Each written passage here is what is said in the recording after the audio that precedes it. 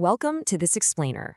Okay, today we're literally putting on our detective hats and stepping straight into the laboratory. I want you to think of your lab bench as a crime scene, right? Because highly sensitive reactions, they're so easily ruined by microscopic errors.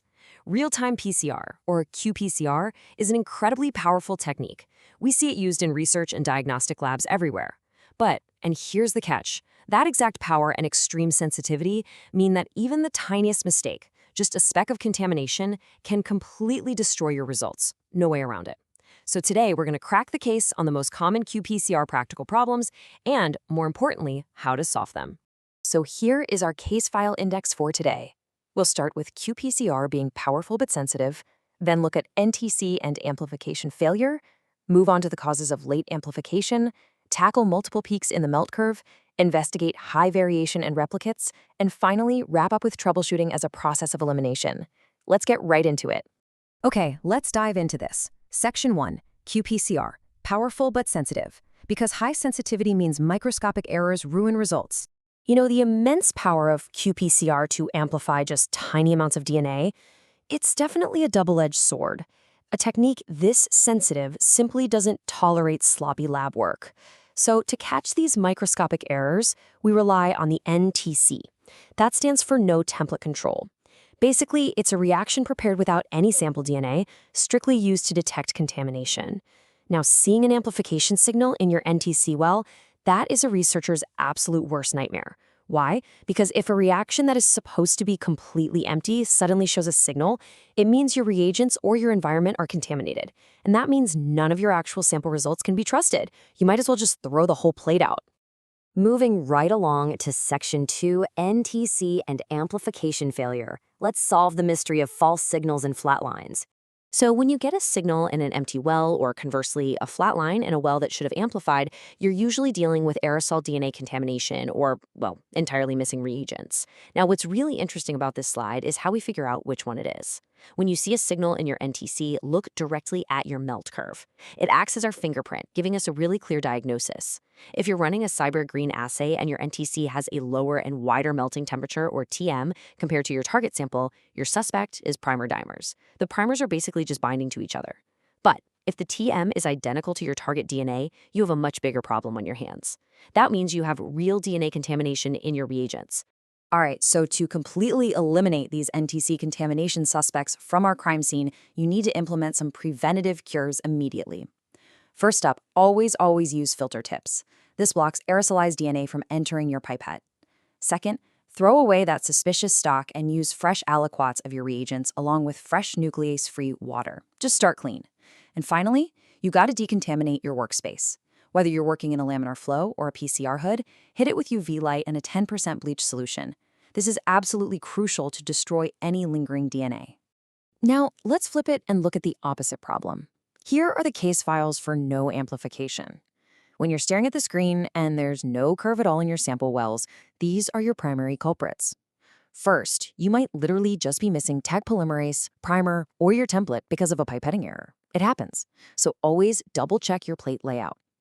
Second suspect, your RNA or DNA might be completely degraded.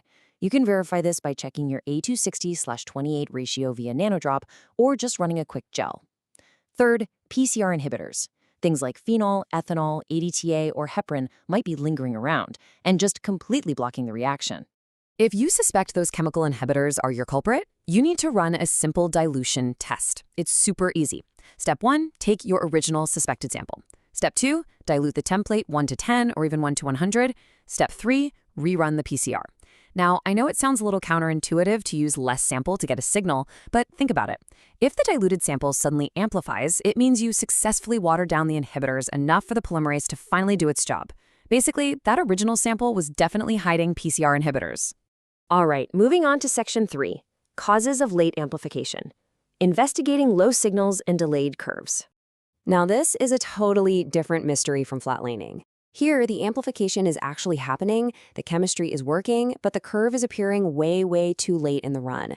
This tells us the reaction is really struggling to get off the ground. So the crucial point is that threshold number of 35. A high CT value or CQ value over 35 indicates severely low amplification. When it takes more than 35 cycles for the fluorescence to finally cross that threshold, it generally means one of two things. The target gene expression in your sample is incredibly low, or your primer efficiency is just extremely poor. To fix this delayed reaction, you gotta take some methodical steps to optimize your setup. First things first, simply try increasing the amount of cDNA or DNA template you're adding to the reaction. Sometimes it's just that simple. Next, run a gradient PCR. This helps you find the absolute optimal annealing temperature, or TA, for your specific primers. And finally, you absolutely must check your primer efficiency. How? By running a standard curve. And when you run that standard curve, this number right here is the exact target you're aiming for. Your primer efficiency must fall strictly within the 90% to 110% sweet spot.